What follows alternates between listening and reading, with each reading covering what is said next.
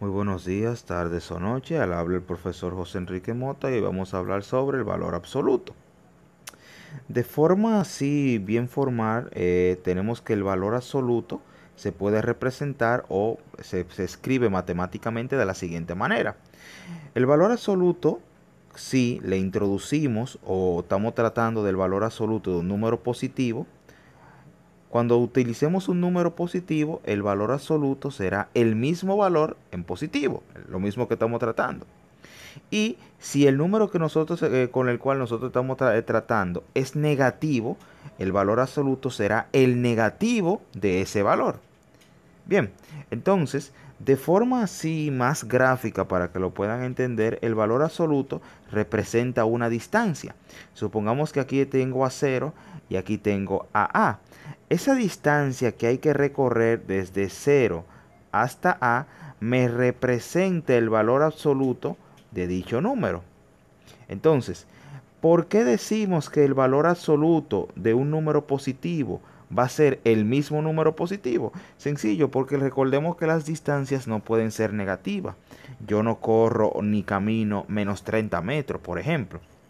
Entonces, el valor absoluto de A será la longitud que tengamos desde cero, que es el punto de partida o de referencia, hasta A. Y evidentemente esa longitud tiene que ser igual a A. Bien, siendo A cualquier tipo de número racional. Entonces, ¿qué pasaría si yo tuviese un valor negativo? Pues pasaría exactamente lo mismo. Calcularíamos la distancia que hay desde el cero hasta dicho número A. Bien, entonces, el valor absoluto de ese número negativo menos A, por ejemplo, sería el propio A. ¿Por qué? Porque por lo mismo que ya he comentado, las distancias no pueden ser negativas, porque no corro menos 30 metros, por ejemplo. Entonces, la distancia que hay desde menos A hasta cero es A. Y la distancia que hay desde cero hasta A también es A. Entonces, ¿qué pasa si el valor que yo utilizo es cero? Pues evidentemente, si el valor que se utilice es el cero, el valor absoluto de cero tiene que ser igual a cero. Porque, lógicamente, si esto es un marco de referencia y desde aquí yo parto desde cero, si yo no me muevo, no estoy tomando ninguna distancia. Y como no tomo ninguna distancia, lógicamente mi valor tiene que ser igual a cero.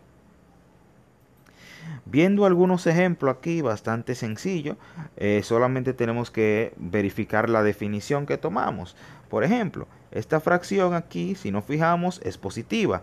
Entonces, la propia definición dice que si el elemento que tenemos dentro es positivo, el valor absoluto va a tomar como resultado es el mismo elemento. Aquí tenemos 5 novenos, pues mire, el valor absoluto también va a ser 5 novenos.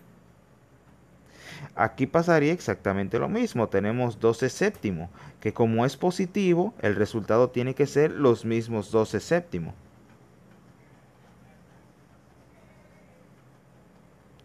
Y aquí tenemos 10 partido 23, que como es positivo, tiene que ser como resultado 10 partido 23.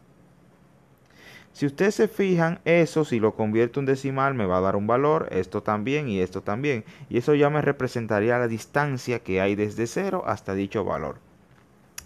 Caso un poco diferente sería cuando tengo un valor negativo.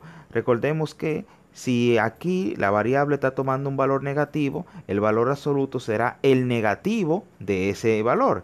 Y el negativo de un negativo, todos sabemos que da positivo. Entonces, esto pasaría a ser 4 partido 67. Bien, porque ya lo hemos dicho varias veces, el negativo de un negativo es positivo por lógica. Aquí sería exactamente lo mismo. Tengo 3 cuartos, pero lo tengo negativo. Pues entonces recuerdo que tengo el valor absoluto y el negativo de ese negativo tiene que ser positivo.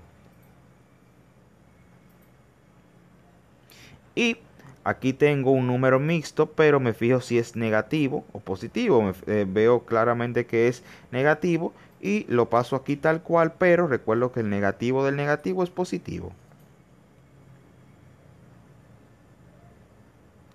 En síntesis, el valor absoluto de un número es el mismo número, pero positivo. Si está positivo, lo paso de forma igual. Y si está negativo, lo paso positivo.